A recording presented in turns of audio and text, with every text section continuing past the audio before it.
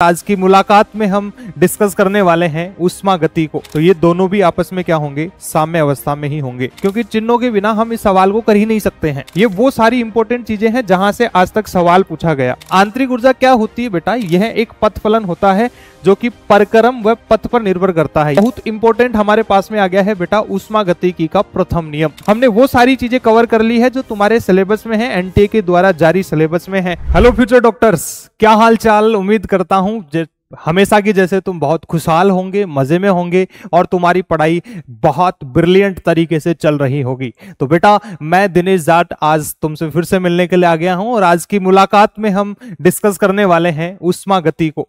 ऊष्मा गति की बोले तो थर्मोडायनामिक्स बेटा बहुत आसान चैप्टर है, सूत्रों पर आधारित सवाल होते हैं। इसके भी हम जो सूत्र बताते जाएं और लास्ट में 2-3 ग्राफ के कॉन्सेप्ट पढ़ेंगे। उन कॉन्सेप्ट को ऐसे कैसे ध्यान में रखें, बिल्कुल एग्जैक्टली ऐसे याद कर लीजिए, वहीं से सवाल आते हैं। तो आगे हम चलते हैं कि आज के टॉपिक में हम पढ़ रहे हैं ऊष्मा गति के बारे में। देखिए ऊष्मा गतिकी के बारे में हम पढ़ेंगे तो इसमें सबसे पहले आता है हमारे पास में इसका शून्यांकी नियम। शून्यांकी नियम क्या कहता है कि हमारे पास जैसे कि मान लो कि 3 वस्तुएं हैं ए बी सी। बोला हुआ है कि यदि 2 निकाय किसी तीसरे निकाय के साथ पृथक पृथक रूप से तापीय साम्य में है तो परस्पर भी तापीय साम्य अवस्था में होते हैं। जैसे ये एक पदार्थ है हमारे पास में, ये बी के साथ तापीय साम्य में है कि इसका तापमान T1 है, इसका तापमान T2 है, मतलब कि T1 बराबर T2 है और ये T3 है और T1 बराबर T3 है। कि यहां पर बोला हुआ है कि ये एक पदार्थ पृथक रूप से अलग अलग पदार्थों के साथ में साम्य अवस्था में है, तो ये दोनों भी आपस में क्या होंगे, साम्य अवस्था में ही होंगे। T2 बराबर T3 होगा बेटा जी। फिर आगे हम बात करें तो आगे आया है हमारे पास में कुछ चिन्ह परिपाटी हम समझेंगे कि अलग अलग तरीके के हमारे पास में काम होंगे। जैसे कि ऊर्जा होगी, आंतरिक ऊर्जा होगी, किसी सिस्टम के पास में कितनी आंतरिक ऊर्जा हो सकती है, कार्य करना पड़ेगा तो कार्य के बारे में हम सीखेंगे। फिर हमारे पास में ऊष्मा होगी।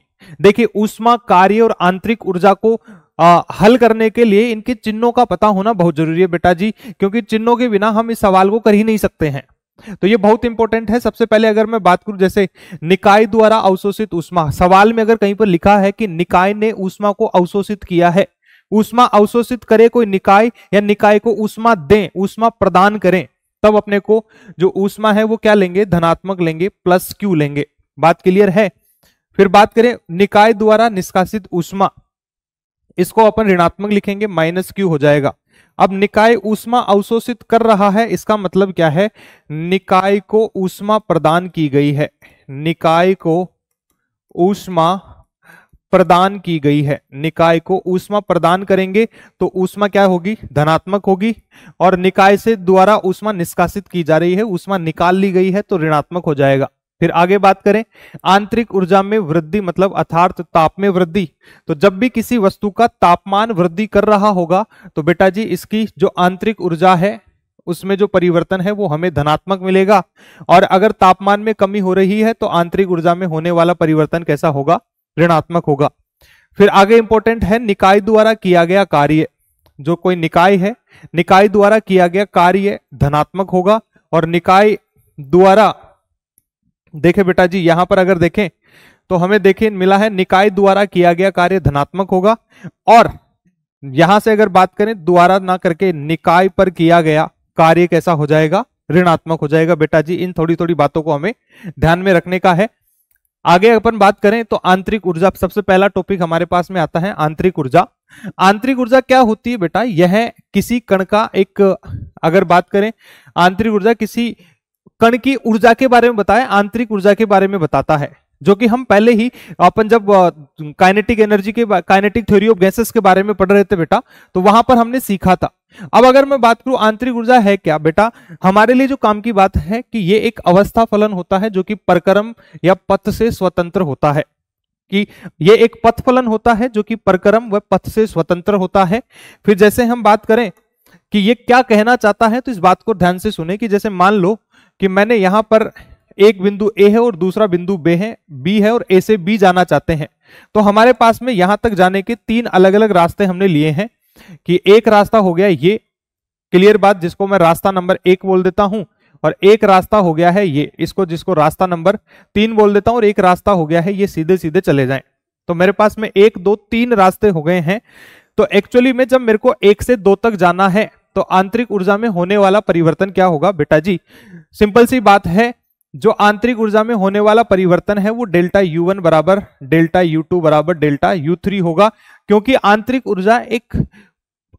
ऊर्जा एक अवस्था फलन है जो कि पथ से स्वतंत्र होता है, ये रास्ते पर निर्भर ही नहीं करता है।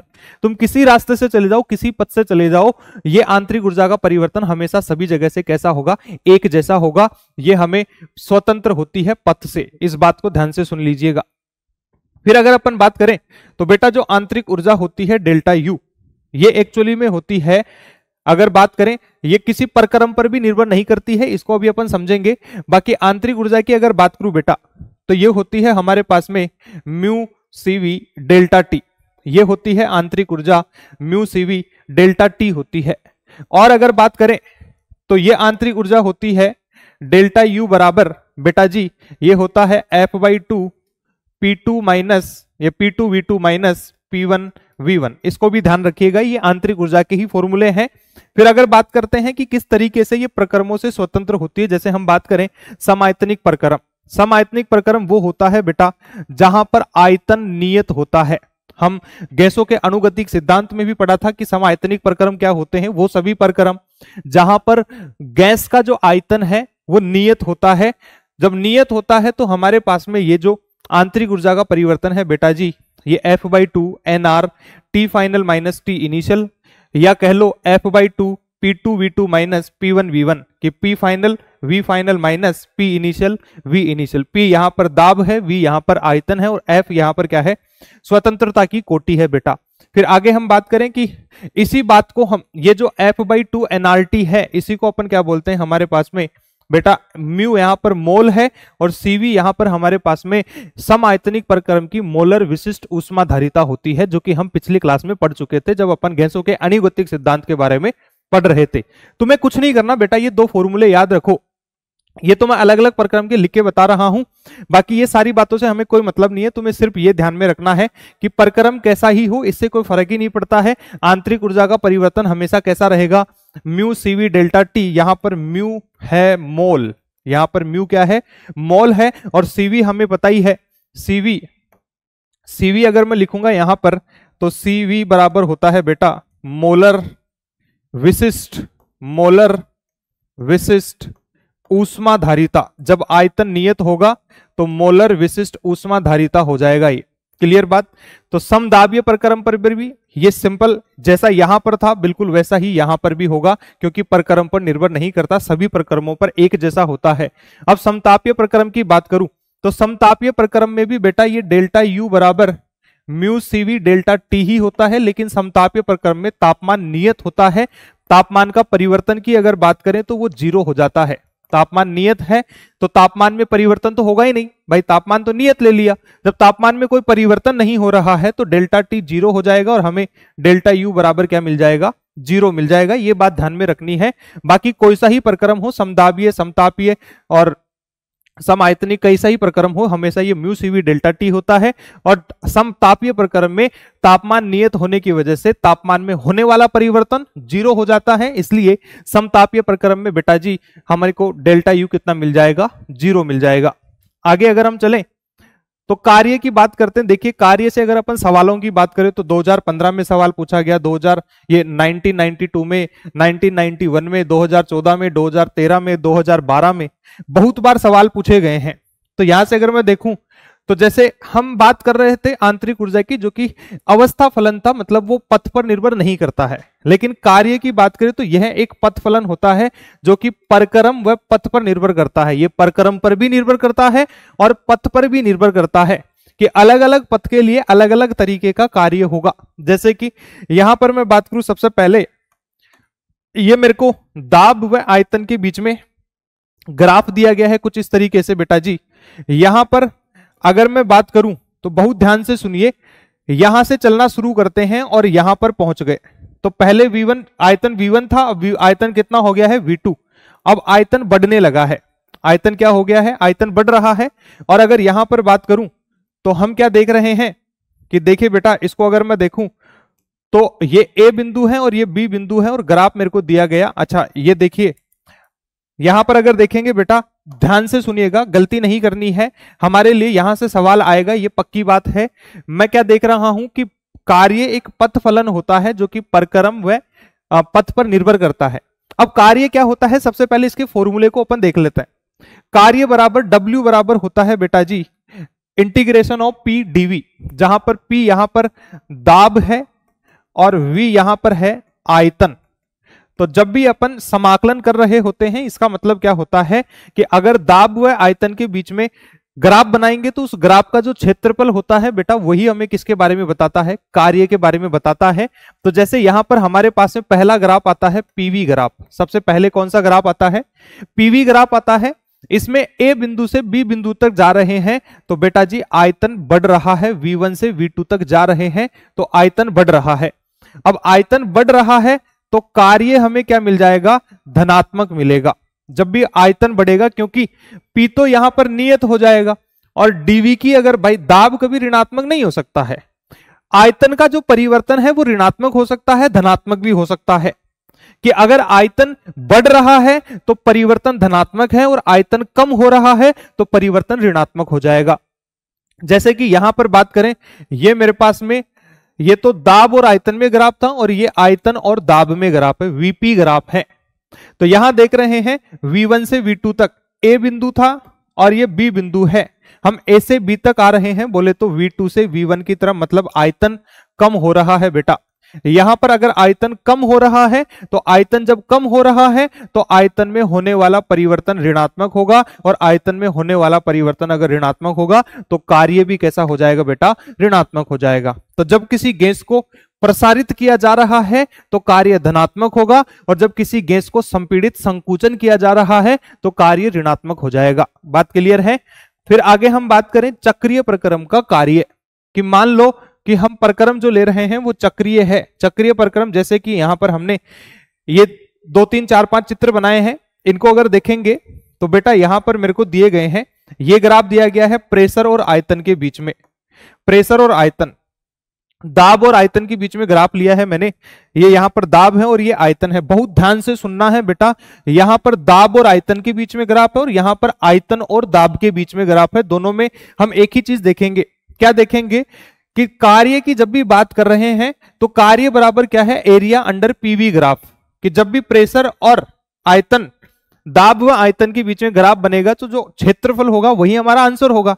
लेकिन अगर चक्रीय प्रक्रम हो जाए तो जो छायांकित बंद क्षेत्रफल है, छायांकित बंद क्षेत्रफल का मतलब क्या है कि जैसे कि मान लो यहां से ए बी सी और डी, ये मैंने एक चक्रीय प्रक्रम लिया कि ए से बी तक, बी से सी तक, सी से डी तक और डी से ए तक, इस तरीके से चक्रीय प्रक्रम चलता जा रहा है।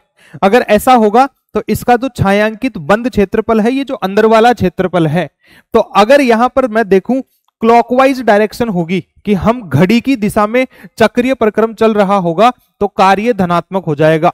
कार्य क्या हो जाएगा, धनात्मक हो जाएगा और ये अंदर वाला क्षेत्रफल आंसर होगा। फिर अगर बात करें घड़ी के उल्टी दिशा में हो जाए, एंटी क्लॉकवाइज दिशा होगी तो ये कार्य बेटा ऋणात्मक हो जाएगा। ये कार्य कैसा हो जाएगा, ऋणात्मक हो जाएगा। फिर अगर मान लो ये तो हमारे पास में दाब और आयतन का ग्राफ था, अब बात करें आयतन और दाब का ग्राफ, कि हमने यहां पर दाब था, यहां दाब था, अब यहां पर आयतन आ चुका है, यहां पर भी आयतन है। तो जब अपन क्लॉकवाइज चल रहे हैं घड़ी की दिशा में, यहां ऋणात्मक कार्य हो जाएगा और जब घड़ी के उल्टी दिशा में चल रहे हैं बेटा जी तो यहां पर क्या हो जाएगा, धनात्मक कार्य हो जाएगा। बहुत इंपॉर्टेंट है, इसको ध्यान रखिएगा, नीट से बार बार सवाल पूछा गया है यहां पर बेटा, ध्यान रखना इस बात को। आगे हम बात करें तो अब किस तरीके से कार्य प्रक्रमों पर निर्भर करता है इसको जान लेते हैं। हमने अलग अलग प्रक्रम लिया है, समायतनिक, समदाबीय, समतापीय, रुद्धोष्म और बहुदेशिक प्रक्रम। ये कुछ प्रक्रम है। सबसे पहले बात करूं समायतनिक प्रक्रम की, तो यहां पर मैंने देखा कि आयतन नियत है। आयतन क्या है बेटा, यहां पर नियत होगा समायतनिक प्रक्रम का मतलब। और जब आयतन हमने बोला कि भैया कार्य बराबर P डेल्टा V होता है, अगर आयतन में परिवर्तन ही नहीं होगा तो कार्य नहीं हो सकता, कार्य 0 होता है बेटा। तो जब भी कोई गैस हम ले रहे हैं और उस गैस के आयतन में कोई परिवर्तन नहीं आ रहा है तो उसके द्वारा किया गया कुल कार्य कितना हो जाएगा, 0 हो जाएगा बेटा। तो समायतनिक प्रक्रम का कार्य हमेशा 0 होता है, इंपॉर्टेंट है, ध्यान रखिएगा। फिर बाद में अगर बात करूं समदाबीय प्रक्रम हो तो P कांस्टेंट हो जाता है, P क्या हो जाता है, कांस्टेंट हो जाता है, और कार्य बराबर आ जाता है P डेल्टा V। क्या आ जाता है, P डेल्टा V। तो यहां से मेरे को ये इंटीग्रेशन कर रहे थे अपन, P डेल्टा V ले लेते हैं तो हमें कार्य बराबर क्या मिल जाएगा, NR ln T final minus T initial, या कह दो W बराबर P final V final minus P initial V initial. इस बात को ध्यान रखें बेटा जी, जब भी समदाबीय प्रक्रम होगा तो अगर मेरे को यहां से ये आ गया NR ln T final minus T initial, जब भी तापमान दिया होगा तो ये वाला सूत्र लगाएंगे, और जब भी दाब और आयतन दिया होगा तो ये वाला सूत्र हम अप्लाई करेंगे बेटा, इस बात को ध्यान रखिएगा। फिर आगे मैं बात करूं समतापीय प्रक्रम। समतापीय प्रक्रम में तापमान नियत होता है, तो यहां से मेरे को जो कार्य मिलने वाला है बेटा जी वो मिलने वाला है क्या, W बराबर NRT ln V फाइनल बटा V इनिशियल, या कह दो कि भाई सम आयतनिक समतापीय प्रक्रम है। समतापीय प्रक्रम में हमें पता है कि P1 बटा P2 बराबर क्या होता है, V2 बटा V1 होता है। तो जैसे यहां पर हमने लिखा है V फाइनल बटा V इनिशियल लिखा है, तो ये हो जाएगा P इनिशियल बटा P फाइनल हो जाएगा, क्योंकि व्युत्क्रमानुपाती का संबंध है इनके बीच में। बाकी सारी चीजें ऐसे कैसे सेम रहेगी, NRT ln N यहां पर मोलों की संख्या है। क्लियर। फिर आगे बात करें रुद्धोष्म प्रक्रम। रुद्धोष्म प्रक्रम क्या होते हैं बेटा, ये वो प्रक्रम होते हैं जिनमें कोई घटना, जैसे अचानक से कोई घटना हो गई है। जैसे रुद्धोष्म प्रक्रम में हम बात करें टायर का फटना, टायर का फटना, टायर अचानक से फटता है, या अपन बोले ध्वनि तरंगों का संचरण, ध्वनि तरंगों का संचरण, ये दोनों ही उदाहरण हैं हमारे पास में बेटा रुद्धोष्म प्रक्रम के, जो कि हमें बताता है कि ये अचानक से होने वाली घटनाएं हैं। यहां पर गैस अचानक से प्रसारित होती है, टायर फट गया तो गैस अचानक से क्या हो गई है, प्रसारित हो गई है। इस बात को ध्यान रखिएगा, क्योंकि जो रुद्धोष्म प्रक्रम होता है यहां पर ऊष्मा का स्थानांतरण नहीं होता है, Q बराबर 0 होता है बेटा। रुद्धोष्म प्रक्रम में इस बात को ध्यान रखिएगा कि ऊष्मा का स्थानांतरण नहीं होता है, Q बराबर 0 होता है। फिर आगे बात करें तो कुछ इस तरीके की अगर समीकरण देखने को मिले कि PV की घात गामा बराबर नियत, ऐसी समीकरण देखने को मिलेगी तो हम बोलेंगे बेटा ये एक रुद्धोष्म प्रक्रम है, और यहां पर कार्य बराबर हो जाएगा NR डेल्टा T बटा 1 माइनस गामा, या NR डेल्टा T को अपन P final V final minus P initial V initial भी बोल सकते हैं। फिर बाद में हमारे पास में आता है बहुदेशिक प्रक्रम। बहुदेशिक प्रक्रम वो है जिससे अपन सारे के सारे प्रक्रमों को वापस से डिराइव कर सकते हैं, इनको बना सकते हैं। तो जब भी PV की घात n, जैसे PV की घात गामा हो तो रुद्धोष्म, और PV की घात n बराबर कांस्टेंट हो जाए तो इसको अपन बहुदेशिक प्रक्रम बोलते हैं। और यहां पर भी जहां जहां यहां पर गामा था वहां वहां यहां पर n आ जाएगा बेटा, और ये n की वैल्यू हमें सवाल में दी जाएगी। आगे अगर अपन बात करें तो बहुत इंपॉर्टेंट हमारे पास में आ गया है बेटा ऊष्मागतिकी का प्रथम नियम। ये बहुत इंपॉर्टेंट है, इसको बहुत ध्यान से पढ़ना है और इसके सवाल बहुत ध्यान से करने हैं बेटा। बहुदेशिक ये ऊष्मागतिकी के प्रथम नियम की अगर बात करें तो ये क्या कहता है कि किसी निकाय को दी गई ऊष्मा का मान निकाय की आंतरिक ऊर्जा में परिवर्तन तथा निकाय द्वारा किए गए कार्य W के बीजगणितीय योग के तुल्य होता है। कि किसी, जैसे कि मान लो कि हम खाना बना रहे हैं, एक एग्जाम्पल के तौर पर मैं बात करूं, मान लो कि हमने एक बर्तन लिया जिसमें खाना बना रहे हैं, इसको हम ऊष्मा दे रहे हैं, इसको हम यहां से ऊष्मा देने लगे तो क्या होगा, पहले ऊष्मा से ये जो बर्तन है इसका तापमान परिवर्तन होगा। इसका क्या होगा, तापमान परिवर्तन होगा। सबसे पहले तापमान परिवर्तन होगा, तापमान परिवर्तन होगा। तापमान परिवर्तन होने से क्या आएगा, आंतरिक ऊर्जा। हमने पढ़ा था जब भी वस्तु का तापमान परिवर्तित होता होगा तो आंतरिक ऊर्जा आती है। मान लो कि यहां पर ये जो खाना है इसमें जो मान लो कि दूध गर्म कर रहे हैं, फिर जैसे जैसे तापमान बढ़ेगा धीरे धीरे ये दूध उफान पर आने लगेगा, मतलब इसका आयतन परिवर्तन होगा। आयतन परिवर्तन होने का मतलब क्या है, कार्य होने लगेगा। आयतन परिवर्तन। आयतन परिवर्तन होने का मतलब है बेटा कार्य होना पड़ेगा, मतलब हमने जो ऊष्मा दी थी उससे आंतरिक ऊर्जा आई और कार्य आया, तो कुल ऊष्मा बराबर आंतरिक ऊर्जा का परिवर्तन प्लस कुल किया गया कार्य, ये बीजगणितीय योग के बराबर होगा। तो यही हमारा ऊष्मागतिकी का प्रथम नियम होता है। Q यहां पर दी गई ऊष्मा है और डेल्टा U आंतरिक ऊर्जा में होने वाला परिवर्तन। और सवालों की बात करें तो बेटा 2018, 15, 11, 9, 8, 18 बहुत बार सवाल पूछे गए हैं, मतलब इंपॉर्टेंट है हमारे लिए ये। फिर अलग अलग प्रक्रमों को अगर हम रीड करने लगे बेटा, अलग अलग प्रक्रमों के बारे में अगर हम पढ़ने लगे, तो यहां मैं देख पा रहा हूं कि समायतनिक प्रक्रम में आयतन नियत होता है। समायतनिक प्रक्रम में आयतन नियत होता है, तो हमें पता है भैया समायतनिक प्रक्रम मतलब आयतन नहीं बदल रहा है।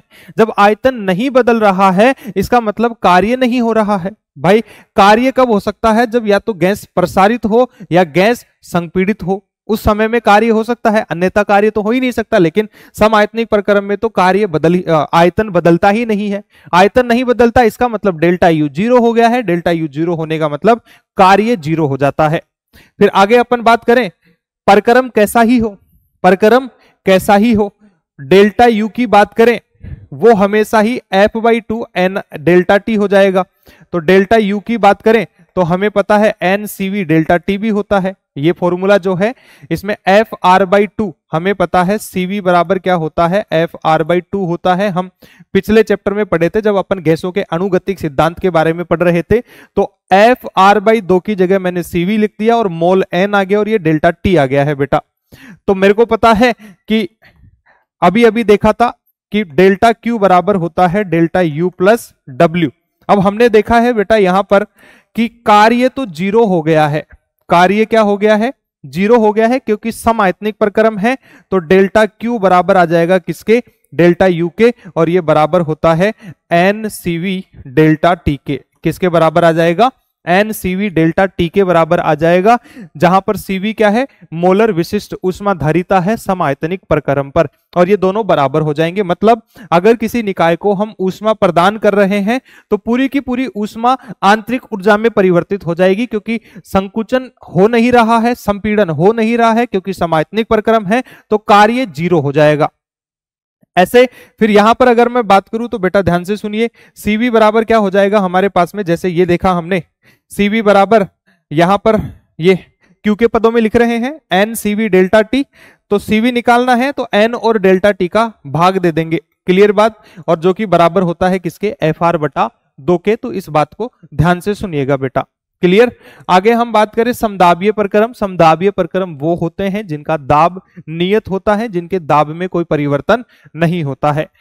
तो यहां से हमें जो कार्य मिला भाई, अभी अभी हमने देखा था कि जो कार्य होता है वो NR डेल्टा T कह लो या P डेल्टा V कह लो। फिर यहां से डेल्टा U की बात करें तो प्रक्रम कैसा ही हो, ये हमेशा ही NCV डेल्टा T के बराबर आ जाएगा, या कह दो FNR डेल्टा T बटा 2 के बराबर आ जाएगा। CV की वैल्यू पुट कर दी तो ये वाला फॉर्मूला आ जाएगा। अब समदाबीय प्रक्रम में ना तो कार्य जीरो हो सकता है, ना ही आंतरिक ऊर्जा जीरो हो सकती है। इसका मतलब आंतरिक ऊर्जा दोनों भागों में बंटने लगेगी। आंतरिक कुछ भाग आंतरिक ऊर्जा में जाएगा और कुछ भाग कार्य में जाएगा। तो बेटा जी यहां पर हमारे पास में हम देख पा रहे हैं कि ये जो डेल्टा Q है ये बराबर है डेल्टा U प्लस W के। डेल्टा U प्लस W के बराबर है। तो यहां से मैं कार्य की बात करूं तो ये आ गया NR डेल्टा T, और ये आ जाएगा बेटा कितना? N। यहां से देखेंगे तो ये आ जाएगा N into FR delta T बटा 2। इसको हल करेंगे तो हमें मिल जाएगा ये कितना बेटा? ये मिल जाएगा F/2 plus 1 into NR delta T, और इसको हम क्या बोलते हैं? CP बोलते हैं। तो ये आ जाएगा NCP डेल्टा T। कितना आ जाएगा? NCP डेल्टा T, जहां पर CP क्या है? मोलर विशिष्ट ऊष्माधारिता समदाबीय प्रक्रम पर। बात क्लियर है? तो ये हमारे पास में आ गया बेटा डेल्टा Q। यहां पर ध्यान से सुन लीजिएगा, जब भी समदाबीय प्रक्रम की बात होगी तो डेल्टा Q बराबर आता है NCP डेल्टा T। बात क्लियर है बेटा? इस बात को ध्यान रखिएगा। और CP बराबर आ जाएगा डेल्टा Q बटा N डेल्टा T, और जो कि बराबर है F+1/2 इंटू R के बराबर है। क्लियर बात? आगे हम चलें तो हमें मिल जाएगा समतापीय प्रक्रम। समतापीय प्रक्रम में हमें पता है कि तापमान नियत होता है, तापमान में होने वाला परिवर्तन 0 होता है। तो यहां से हम बोल पाएंगे कि भैया जब भी समतापीय प्रक्रम होता है वहां पर डेल्टा यू हमें 0 मिलता है क्योंकि तापमान नियत है। इसका मतलब किया गया कार्य ही किसके बराबर हो जाएगा, ऊष्मा के बराबर हो जाएगा। तो यहां से मैं बोल पा रहा हूं कि कार्य तो N R delta T ln V final बटा वी इनिशियल, और इसी को अपन क्या बोल देंगे, ऊष्मा के बराबर, क्योंकि डेल्टा क्यू बराबर डेल्टा यू प्लस डब्ल्यू होता है। तो डेल्टा यू तो क्या हो जाएगा, यहां पर 0 हो जाएगा क्योंकि ताप में कोई परिवर्तन नहीं आ रहा है। तो क्यू और कार्य दोनों बराबर हो जाएंगे। और अभी अभी हमने कार्य निकाला था जब अपन पढ़ रहे थे समतापीय प्रक्रम के बारे में। तो यहां पर ये हमारे पास में समतापीय प्रक्रम, देखता हूं मैं कहां गया बेटा, अभी अभी हमने देखा था समतापीय प्रक्रम। ये देखिए समतापीय प्रक्रम में बात करें तो कार्य बराबर ये आ गया एनआरटी ln पी इनिशियल बटा पी फाइनल कह लो, या एनआरटी ln वी फाइनल बटा वी इनिशियल कह लो, बात एक ही है। ये फॉर्मूले वो हैं जो बेटा हमें सीधे सीधे याद करने का है। क्लियर बात। तो यहां से मेरे को समझ में आ रहा है धीरे धीरे अलग अलग प्रक्रमों के लिए आंतरिक ऊर्जा का परिवर्तन, कार्य और किस तरीके से हम ऊष्मा प्रदान की गई ऊष्मा को स्टडी अलग अलग कर सकते हैं। क्लियर बात। तो यहां से मैं यहां देख पा रहा हूं कि समतापीय प्रक्रम पर डेल्टा यू बराबर 0 हो गया है, और देख पा रहा हूं कि C बराबर इनफाइनाइट बराबर डेल्टा क्यू बटा एन डेल्टा टी, जो मोलर विशिष्ट ऊष्मा धारिता थी, क्योंकि डेल्टा क्यू बटा एन डेल्टा टी होता है। अब डेल्टा टी तो यहां पर 0 के बराबर है, तो किसी भी संख्या को 0 से भाग देंगे तो हमेशा क्या मिलेगा, अनंत मिलेगा। तो हमें यह ध्यान में रखना है कि समतापीय प्रक्रम पर मोलर विशिष्ट ऊष्मा धारिता अनंत के बराबर होती है। कितनी होती है बेटा, अनंत होती है। फिर जैसे मान लो कि यहां पर मैं एक ग्राफ बना रहा हूं दाब और आयतन के बीच में, दाब और आयतन के बीच में। तो यहां से मैं देख पा रहा हूं कि बेटा कि ध्यान से देखिए समतापीय प्रक्रम था हमारे पास में, तो तापमान तो नियत होगा, तापमान नियत होगा तो दाब व्युत्क्रमानुपाती हो जाएगा किसके, आयतन के। दाब व्युत्क्रमानुपाती हो जाएगा किसके, आयतन के। तो यहां से जैसे ये T1 T2 T3 अलग अलग ग्राफ दिए गए हैं अलग अलग तापमान पर, तो बेटा T3 ज्यादा हो जाएगा T2 से और T1 ज्यादा, ये T3 T2 T1 सबसे ज्यादा T3 होगा और सबसे कम क्या हो जाएगा, T1 हो जाएगा। ऐसा ग्राफ आ जाए तो इसको ध्यान में रखने का है बेटा, इस बात को क्लियर ध्यान रखना। क्लियर। आगे हम बात करें तो रुद्धोष्म प्रक्रम, यहां से भी सवाल देखिए 2020, 2015, 2010 में पूछे गए और महत्वपूर्ण है रुद्धोष्म प्रक्रम। अभी अभी हमने सीखा था कि रुद्धोष्म प्रक्रम बेसिकली होता क्या है। रुद्धोष्म प्रक्रम की बात अगर मैं करूं तो बेटा ये वो प्रक्रम है जहां कुछ घटनाएं अचानक से हो रही है, जैसे कि टायर फट जाता है और साउंड का, ध्वनि का संचरण, ध्वनि तरंगे भी अचानक से संचरित होती है, और टायर अचानक से फट गया तो गैस का अचानक से विस्तार हो जाता है, प्रसार हो जाता है। तो ये ऐसी घटनाओं को अपन क्या कहते हैं, रुद्धोष्म प्रक्रम कहते हैं। रुद्धोष्म प्रक्रम में हमने देखा था कि पीवी की घात गामा बराबर नियत होता है। पीवी की घात गामा बराबर क्या होता है, नियत होता है। ये तो हमने दाब और आयतन के बीच में संबंध निकाला है। यदि मान लो कि मेरे को तापमान और आयतन के बीच में संबंध मिलेगा तो तापमान की घात 1 और आयतन की घात गामा माइनस 1 बराबर नियत हो जाएगा। आगे हम बात करें कि मान लो दाब और ताप के बीच में संबंध पूछ ले तो दाब की घात 1 माइनस गामा और तापमान की घात गामा बराबर हो जाएगा बेटा कांस्टेंट, नियत हो जाएगा। क्लियर। ऐसे ही हम बात करें डेल्टा क्यू, तो हमने देखा रुद्धोष्म प्रक्रम में अचानक से होती है घटनाएं, यहां पर ऊष्मा का जो स्थानांतरण है वो नहीं होता है। जब ऊष्मा स्थानांतरित नहीं होती है तो डेल्टा क्यू किसके बराबर आ जाता है, 0 के बराबर आता है। इसको इंपॉर्टेंट है, ध्यान रखने का है बेटा। फिर कार्य हमने अभी अभी देखा था रुद्धोष्म प्रक्रम का, ये होता है NR delta T 1 minus gamma बराबर P final V final minus P initial V initial बटा 1 माइनस गामा। फिर आगे डेल्टा यू बराबर N F R delta T बटा 2। हमने पढ़ा था कि आंतरिक ऊर्जा तो प्रक्रम पर स्वतंत्र होती है, ये प्रक्रम पर निर्भर नहीं करती है। ये तो हमेशा ही क्या रहेगी, एन सीवी डेल्टा टी रहेगी, इस बात का कोई फर्क ही नहीं पड़ता है। फिर आगे बात करें डेल्टा क्यू बराबर डेल्टा यू प्लस डब्ल्यू, दोनों को जोड़ देंगे तो हमें डेल्टा क्यू मिल जाएगा। फिर अगर मैं यहां पर मोलर विशिष्ट ऊष्मा धारिता की बात करूं तो C बराबर डेल्टा Q बटा N डेल्टा T होता है। यहां पर डेल्टा Q किसके बराबर है? 0 के बराबर है। तो 0 को जब अपन किसी से भी डिवाइड करें तो हमेशा ही क्या मिलेगा? 0 मिलेगा। तो मोलर विशिष्ट ऊष्मा धारिता रुद्धोष्म प्रक्रम की हमेशा कैसी होती है? 0 होती है। बेटा इस बात को गौर करके सुन लीजिएगा, सवाल पूछा जा सकता है। फिर यहां पर हम देखें तो हमने जब गैसों के अणुगतिक सिद्धांत को पढ़ा था, काइनेटिक थ्योरी ऑफ गैस को पढ़ा था, वहां पर हमने गामा देखा था। गामा क्या होता है? Cp बटा Cv होता है। फिर हमने लास्ट में हल किया था तो वहां पर लिखे थे कि गामा बराबर 1 - 2 बटा F होता है, जहां पर F है डिग्री ऑफ फ्रीडम। F क्या है? Degree of freedom. फिर हमने वहां पर सीखा था कि अलग अलग तरीके की गैस हो सकती है, monoatomic, diatomic, triatomic हो सकती है। क्लियर बात? एकल परमाणविक, द्विपरमाणविक, त्रिपरमाणविक, इस तरीके की गैस हो सकती है। तो गामा की अगर बात करूं बेटा तो मोनो एटॉमिक गैस के लिए गामा 5/3 होता है, डाई एटॉमिक गैस के लिए गामा 7/5 होता है। तो और मोनो एटॉमिक गैस का जो गामा है बेटा वो डाई एटॉमिक गैस से ज्यादा होता है, इस बात को ध्यान रखने का है। फिर बात करें, यहां पर हम देख रहे हैं कि जो रुद्धोष्म प्रक्रम है बेटा, यहां जो ऊष्मा का जो स्थानांतरण है भैया वो तो 0 होता है। जब ऊष्मा स्थानांतरण ही नहीं हो रहा है तो W को इधर ले आओ, इसका मतलब कार्य बराबर हो जाएगा माइनस डेल्टा U। बात समझ में आती है? इसका मतलब यह हो गया कि जब आयतन बढ़ रहा है भाई, कार्य धनात्मक कब हो सकता है? जब आयतन बढ़ेगा। तो मेरे को आंतरिक ऊर्जा कैसी मिल रही है? ऋणात्मक मिल रही है। इसका मतलब तापमान कम हो रहा है। इसका मतलब क्या है? तापमान कम हो रहा है।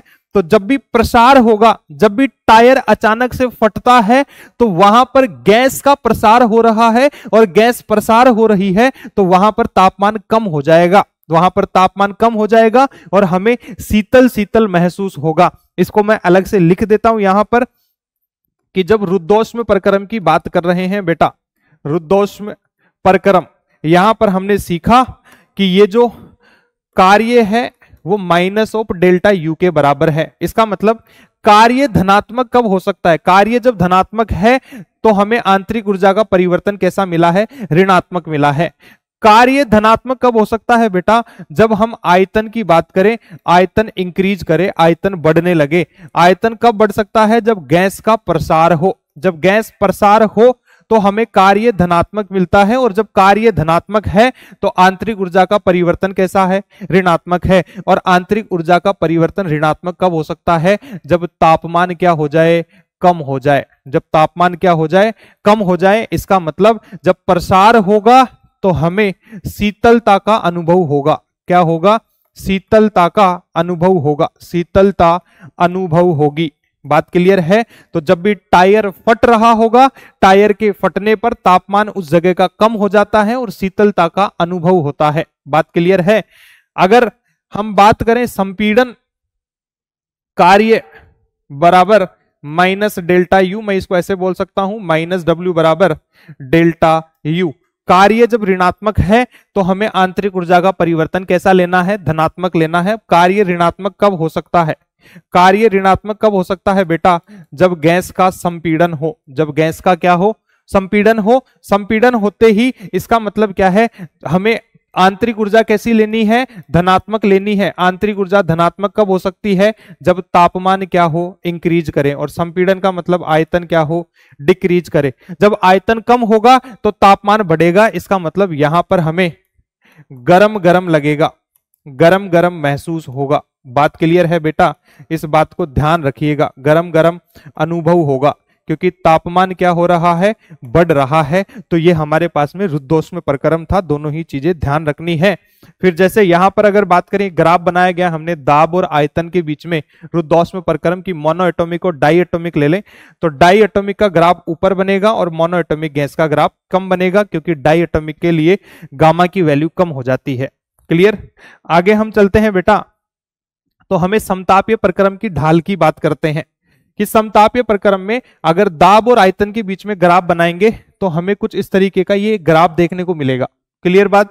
इसमें मैंने ये एक स्पर्श रेखा खींच दी है, और इस स्पर्श रेखा की अगर ढाल की बात करेंगे तो वो होती है dp बटा dv, और वो बराबर हो जाएगी किसके? माइनस p बटा v के। और अगर मैं यहां से एक और चीज देखूं भैया, बल्क मॉड्यूलस, अगर मैं यहां पर बल्क मॉड्यूलस देखूंगा बेटा, बल्क मॉड्यूलस जिसको हम बीटा से लिखते हैं, तो वो हमें यहां पर मिलता है P के बराबर। किसके बराबर मिलता है? P के बराबर मिलेगा। तो यहां से अगर देखिए समतापीय प्रक्रम बेटा, समतापीय प्रक्रम में हमने देखा ताप नियत होता है। ताप नियत होने का मतलब क्या है कि दाब व्युत्क्रमानुपाती है V के, तो यहां से मेरे को अति परवलय मिलेगा और इस बिंदु पर ढाल निकालनी है, तो स्पर्श रेखा ली तो ढाल dp/dv बराबर -p/v हो जाएगा। और ऐसे ही अगर मैं रुद्धोष्म प्रक्रम, देखिए बेटा ये जो मैंने लिखा है बल्क मॉड्यूलस, ये लिखा है किसके लिए? समतापीय प्रक्रम के लिए, समतापीय प्रक्रम के लिए। अगर इस रुद्धोष्म प्रक्रम की बात करूं कि रुद्धोष्म प्रक्रम होता, तो भैया ये जो ढाल मेरे को मिल रही है dp/dv, ये माइनस गामा टाइम p/v है, माइनस गामा टाइम p/v है। ये रुद्धोष्म प्रक्रम की बात कर रहे हैं बेटा। और रुद्धोष्म प्रक्रम में अगर मैं बीटा की बात करूं, बल्क मॉड्यूलस की, तो वो मिलता है मेरे को gamma times p, gamma times P। जैसे समतापीय प्रक्रम में बीटा बराबर P, तो यहां पर बीटा बराबर गामा P। फिर यहां पर महत्वपूर्ण जैसे बहुत सारे सवाल पूछे गए हैं यहां पर कि रुद्धोष्म प्रक्रम की जो ढाल है बेटा, अगर समतापीय प्रक्रम की ढाल को गामा से मल्टीप्लाई कर देंगे तो हमें रुद्धोष्म प्रक्रम की ढाल मिलेगी। इसका मतलब रुद्धोष्म प्रक्रम की ढाल समतापीय प्रक्रम से ज्यादा होती है। रुद्धोष्म प्रक्रम की ढाल समतापीय प्रक्रम से ज्यादा होती है, बहुत महत्वपूर्ण है, इसको ध्यान रखिएगा। इसका मतलब अगर मैं दाब और आयतन के बीच में ग्राफ बनाता हूं तो मैं क्या देख रहा हूं? रुद्धोष्म प्रक्रम की ढाल ज्यादा होनी चाहिए, उसमें ढलान, उसमें चिपटापन ज्यादा होना चाहिए। इसका मतलब यह है कि ढलान का मतलब बेसिकली होता है बेटा, यहां पर अगर मैं टावर बैठा दूं, छोटे छोटे दो बच्चे बैठा दूं, तो कौन से में बच्चा जल्दी फिसल रहा है? रुद्धोष्म में जल्दी फिसल रहा है। इसका मतलब रुद्धोष्म प्रक्रम की ढाल ज्यादा है और समतापीय में ये धीरे धीरे फिसलेगा, इसमें फिसलन कम है। बात क्लियर है? तो इसलिए इसकी ढाल कम हो गई। तो तुम तो ऐसे ध्यान रखिए, जब भी दाब और आयतन के बीच में ऐसे ग्राफ दिखेगा तो ऊपर वाला ग्राफ समतापीय प्रक्रम का होगा और नीचे वाला ग्राफ किसका होगा? रुद्धोष्म प्रक्रम का होगा, क्योंकि रुद्धोष्म प्रक्रम की ढाल ज्यादा है। फिर अगर मान लो ये तो जो हमने देखा दाब और आयतन के बीच में कि ऐसे जा रहे हैं, कि मतलब यहां पर आयतन पहले V1 था और आयतन बढ़ रहा है, मतलब गैसों का प्रसार हो रहा है। लेकिन अगर उल्टा चलने लगे कि यहां से इधर की तरफ आ रहे हैं, इधर चल रहे हैं ऐसे, तो आयतन कम हो रहा है। आयतन कम होने का मतलब है संकुचन होगा। तो जब संकुचन होता है तो ये उल्टा हो जाता है। ऊपर वाला ग्राफ तो रुद्धोष्म का हो गया और नीचे वाला ग्राफ किसका हो जाएगा? समतापीय प्रक्रम का हो जाएगा। इस बात को ध्यान रखिएगा।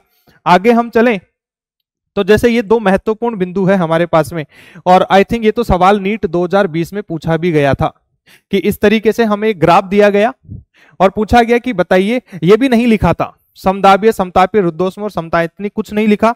ये ग्राफ दे दिया गया दाब और आयतन के बीच में, और ये 1 2 3 4 इस तरीके से यहां पर इनकी नंबरिंग कर दी गई बेटा। फिर बोला गया कि बताइए कौन से ग्राफ के लिए कार्य ज्यादा होगा। यहां देख रहा हूं मैं गैस का प्रसार हो रहा है। गैस का क्या हो रहा है? प्रसार हो रहा है, क्योंकि आयतन V से इंक्रीज कर रहा है, बढ़ रहा है। जब आयतन बढ़ता है तो इसको अपन बोलते हैं प्रसार बोलते हैं बेटा। तो यहां से दाब और आयतन है, तो देख रहे हो यहां पर ये देखें, सबसे पहले इसकी नंबरिंग करें तो दाब नियत है तो ये समदाबीय प्रक्रम है, और यहां पर आयतन नियत है तो ये सम आयतनिक प्रक्रम है। फिर इन दोनों ग्राफ में जब भी प्रसार होगा तो ऊपर वाला ग्राफ समतापीय हो जाएगा और नीचे वाला रुद्धोष्म हो जाएगा, क्योंकि रुद्धोष्म की ढाल ज्यादा होती है समतापीय के प्रक्रम के मुकाबले। तो अब यहां पर कार्य की बात कर रहे हैं। कार्य हमने सीखा था कि दाब और आयतन के बीच में जो ग्राफ होता है उसका जो क्षेत्रफल होता है उसी को अपन क्या बोलते हैं बेटा? उसी को क्या बोलते हैं? अपन कार्य बोलते हैं। तो यहां पर अगर मैं कार्य की गणना करूं तो इसका कार्य मेरे को सबसे ज्यादा मिलेगा, इसका छायांकित क्षेत्रफल ज्यादा है। छायांकित क्षेत्रफल ज्यादा होने का मतलब पहले वाले ग्राफ का कार्य हमें ज्यादा मिल जाएगा, मतलब समदाबीय प्रक्रम का कार्य ज्यादा होता है जब गैसें प्रसारित हो रही होती है। फिर हमें यहां से देखिए 2 नंबर वाले ग्राफ का, फिर 3 नंबर वाले ग्राफ का, और चौथे नंबर के ग्राफ का तो क्षेत्रफल 0 ही हो जाएगा, क्योंकि आयतन में कोई परिवर्तन नहीं आ रहा है। तो मैं सम आयतनिक प्रक्रम का कार्य क्या बोल दूंगा? 0 हो जाएगा। ऐसे ही मान लो कि हमें ये ग्राफ जो दिया गया है ये दिया गया है संपीड़न का। अगर गैस संपीड़ित हो रही है, कंप्रेस हो रही है, तो यहां पर अगेन ये हमारे पास में V आयतन है, कम हो रहा है, ऐसे चल रहे हैं। 1 2 3 4 हमारे पास में से नंबरिंग कर दी। आयतन नियत होने की वजह से ये समआयतनिक प्रक्रम हो जाएगा। ये यहां पर दाब नियत होने की वजह से समदाबीय प्रक्रम हो जाएगा। और फिर हमने देखा था ऊपर वाला रुद्धोष्म और नीचे वाला क्या हो जाएगा, समतापीय हो जाएगा। फिर कार्य की बात करूं तो ध्यान से सुनिएगा बेटा, कार्य की बात करें तो इस बार देखिए चौथे नंबर का जो ग्राफ है यहां पर तो समआयतनिक प्रक्रम है, इसलिए कार्य चौथे नंबर ग्राफ का 0 हो जाएगा। क्या हो जाएगा, 0 हो जाएगा। फिर 3 नंबर के ग्राफ का क्षेत्रफल मेरे को सबसे ज्यादा मिलेगा, फिर 2 नंबर का और फिर 1 नंबर का। इसका मतलब सबसे कम क्षेत्रफल तो चौथे नंबर का हो गया, तो यहां कार्य भी इसका सबसे कम हो जाएगा। और सबसे ज्यादा क्षेत्रफल मेरे को तीसरे नंबर के ग्राफ का मिलेगा, इसका मतलब इसका कार्य भी सबसे ज्यादा हो जाएगा। फिर 2 और 1 आ जाएगा, कुछ इस तरीके से। इसको ध्यान रखना है बेटा, ये सवाल पूछा जा चुका है और बहुत ज्यादा संभावनाएं हैं कि तुम्हें इस साल ये सवाल पूछ लिया जाए इस तरीके का। तो बेटा ये हमारे पास में बहुत ही छोटा सा एक चैप्टर था जिसमें थर्मोडायनेमिक्स की बात करें तो ये जो सारी चीजें हमने पढ़ी है ये वो सारी इंपॉर्टेंट चीजें हैं जहां से आज तक सवाल पूछा गया, जहां से आज तक सवाल पूछा गया है बेटा जी। तो इस बात को ध्यान से सुन लीजिए, ये जितनी चीजें मैंने तुम्हें कराई है ये एकदम परफेक्ट है, यहीं से सवाल आएगा, यही सारी बातें ध्यान रखनी है। हमने वो सारी चीजें कवर कर ली है जो तुम्हारे सिलेबस में है, एनटीए के द्वारा जारी सिलेबस में है। हमने वो सारी चीजें छोड़ दी हैं जो एनटीए ने सिलेबस से हटा दी है। क्लियर बात। तो बेटा ये हमारा आज का चैप्टर था, मिलते हैं अगले चैप्टर में, तब तक के लिए ओके बाय, नमस्कार, जय हिंद, जय भारत बेटा जी।